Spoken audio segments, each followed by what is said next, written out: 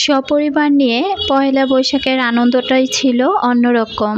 Hello everyone, আসসালামু আলাইকুম। সবাই কেমন আছেন? আশা করছি কাছে দূরে দেশ এবং দেশের বাইরে যে প্রান্ত থেকেই আজকে আমার নতুন আরেকটি ব্লগ ভিডিও দেখছেন না কেন, আল্লাহর অশেষ রহমতে সবাই বেশ ভালো আছেন।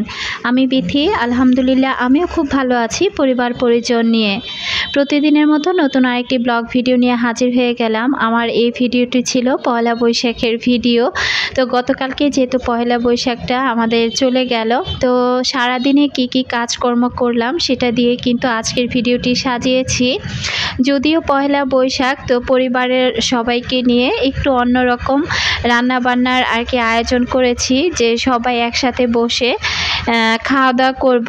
তো আসলে এতটা গরম পড়েছে, ওইভাবে যে বাসা থেকে বের হয়ে কোথাও ঘুরতে যাব ওই সাহসটাই আর হচ্ছিল না। তো যাই হোক, সকালবেলা উঠেই তো আমি একদম সকালে নাস্তাটা রেডি করে নিয়েছি। আমি অফ ক্যামেরাতেই কিন্তু রুটি বানিয়ে নিয়েছি। আর এখানে অ্যাঙ্কারের যে ডালটা আছে, এই ডালটাই এখন আমি রান্না করে নিচ্ছি। তো ডালটা কিন্তু আমি প্রেসার কুকারে আগেই সেদ্ধ করে নিয়েছিলাম। আর এখন এই তো এখানে সব রকমের মশলা দিয়ে তারপর ডালটা রান্না করে নিচ্ছি। রমজান মাস শেষ, এখন দেখা যায় প্রতিদিন সকালবেলা রুটির সাথে কি আরেকটা আইটেম করব, কি দিয়ে রুটি খাওয়া যাবে সেটা নিয়ে কিন্তু একটা বড় টেনশন কাজ করে। তো আজকে চিন্তা করলাম অ্যাঙ্কারের ডালটাই রান্না করে নেই, কিন্তু যখন প্রেসার কুকারে সিদ্ধ দিয়েছি ডালটা একটু পরিমাণে বেশি সিদ্ধ হয়ে গিয়েছিল, তাই একদম কেমন যেন একদম মাখো মাখো হয়ে গিয়েছে। তবে ডালটা খেতে কিন্তু দারুণ হয়েছিল। তো যাই হোক, আমি এপাশ থেকে ডাল রান্না করছি আর অনেকটা বেলা হয়ে গিয়েছে। তো আপনাদের ভাইয়া এসে বারবার বলতেছিল যে এখনও পর্যন্ত নাস্তা রেডি হয়নি। তো আমি বললাম যে আর একটু সময় লাগবে, এই তো নাস্তা রেডি করে নিচ্ছি। তো আমার কিন্তু ডালটা রান্না হয়ে গিয়েছে। নামানোর আগে এখানে আমি একটু জিরার গুঁড়া আর গরম মশলা দিয়ে আর একটু নেড়ে চেড়ে তারপর আমি ডালটা নামিয়ে নেব। তো আপনাদের ভাইয়া এই ডালটার সাথে আবার একটু পেঁয়াজ আর কাঁচামরিচ কাঁচাটাই সে কুচিয়ে দিলে সে খেতে পছন্দ করে। তো ওটা রেডি করে রেখেছি। তো তার বাটিটা আলাদা আর আমাদের বাটিটা আলাদা করে নিলাম, কারণ বাচ্চারা তো এত ঝাল খাবে না। তো বাচ্চারা আর আমি একটা বাটিতে খাবো, আর আপনাদের ভাইয়ার বাটিটা এই তো আমি পেঁয়াজ আর কাঁচামরিচ কুচি করে দিয়ে দিলাম। তো এখন চলে যাচ্ছি খাবার টেবিলে। তো সব নাস্তা রেডি, আর খেয়ে কিন্তু সংসারের কাজে লেগে যাব। তো আমরা কিন্তু অফ ক্যামেরাতে নাস্তা করে নিয়েছি। আর এত প্রচুর পরিমাণে গরম, তো আমার রান্নাঘর দিয়ে কিন্তু অনেক আলো আসছে, সেটা দেখে হয়তো বা আপনারা বুঝতে পারছেন যে কি প্রচুর পরিমাণে বাইরে রোদ উঠেছে। তো অনেক ইচ্ছে ছিল যে আজকে দিনে হয়তো বা একটু বের হব, বাইরে কোথাও একটু ঘুরতে যাব, তবে পরবর্তীতে কিন্তু ডিসিশন চেঞ্জ হয়ে গিয়েছে।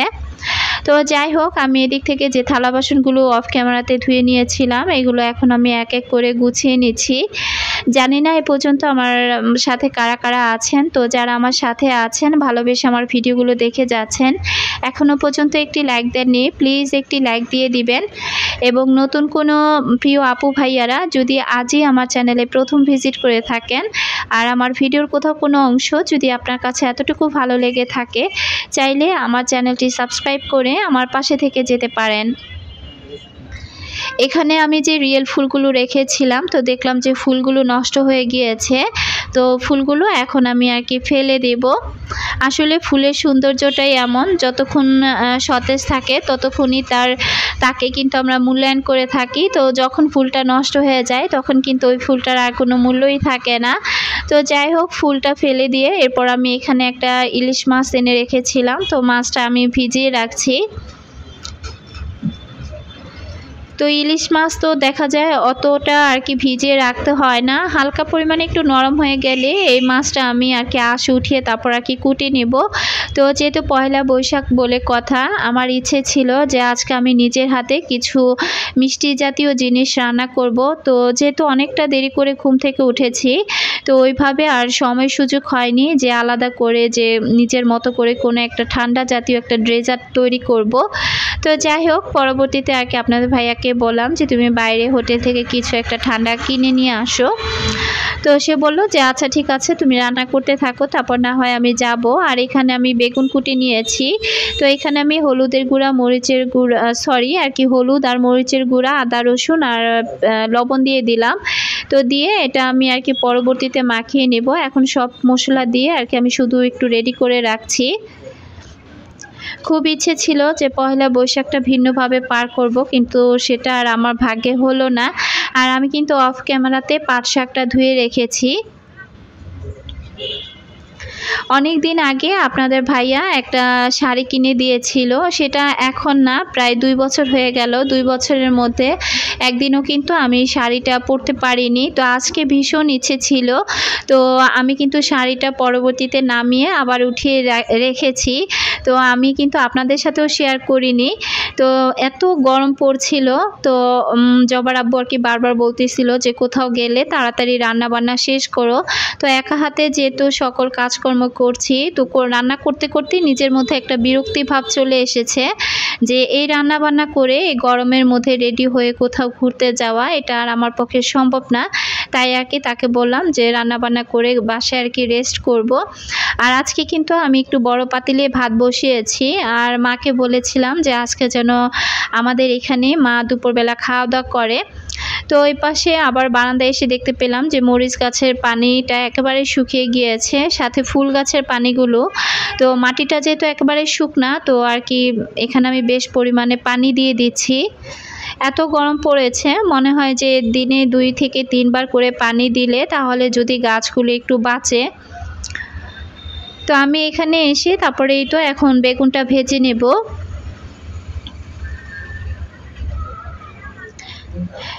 রিজিক আর ভাগ্য বলে একটা কথা থাকে, আসলে আমার রিজিকে যেটা নেই সেটা আমি যতই যা করি না কেন সেটা কিন্তু কখনো সম্ভব না। গতকাল 2-3 দিন আগে কিন্তু ওই যে বললাম খুব ইচ্ছে ছিল যে নিজের হাতে আমি অথবা দই বা ঠান্ডা জাতীয় যে কোনো একটা ডেজার্ট আমি নিজেই ঘরে তৈরি করব।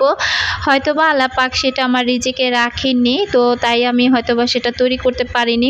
করব করে আর করাই হয়নি। তো যাই হোক, আমি এখানে এক এক করে সবগুলো বেগুন ভেজে নেব। আর পহেলা বৈশাখে তো দেখা যায় যে অনেক রকমের রান্না বান্না করা হয়।